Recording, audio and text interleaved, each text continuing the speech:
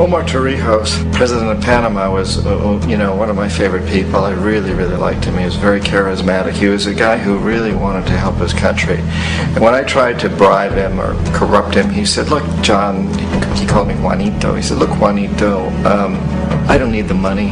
What I really need is for my country to be treated fairly. I need for the United States to repay the debts that you owe my people for all the destruction you've done here. I need to be in a position where I can help other Latin American countries win their independence and be free of this terrible presence from the north that you people are exploiting us so badly. I need to have the Panama Canal back in the hands of the Panamanian people. That's what I want. And so, leave me alone. Don't try to bribe me." It was 1981. And in May, Jaime Roldos was assassinated. And Omar was very aware of this. Torrijos got his family together and he said, "I'm probably next. But it's okay, because I've done what I came here to do. I've renegotiated the canal. The canal will now be in our hands." He just finished negotiating the treaty with Jimmy Carter. In June of that same year, just a couple of months later, he also went down in an airplane crash, which there's no question was executed by CIA-sponsored jackals. Tremendous amount of evidence that one of Torrijos' security guards handed him at the last moment as he was getting on the plane a tape recorder, a small tape recorder that contained a bomb.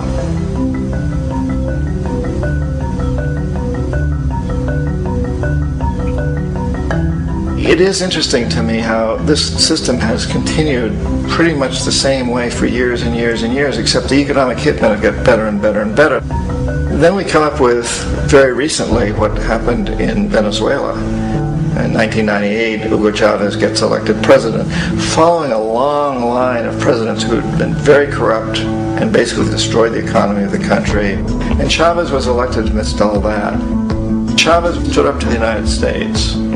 And he's done it primarily demanding that Venezuelan oil be used to help the Venezuelan people. Well, we didn't like that in the United States.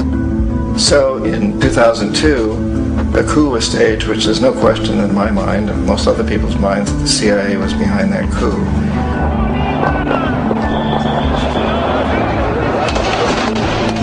The way that coup was fomented was very reflective of what Kermit Roosevelt had done in Iran, of paying people to go out into the streets, to riot, to protest, to say this Chavez is very unpopular. If you can get a few thousand people to do that, television can make it look like it's the whole country, and things start to mushroom.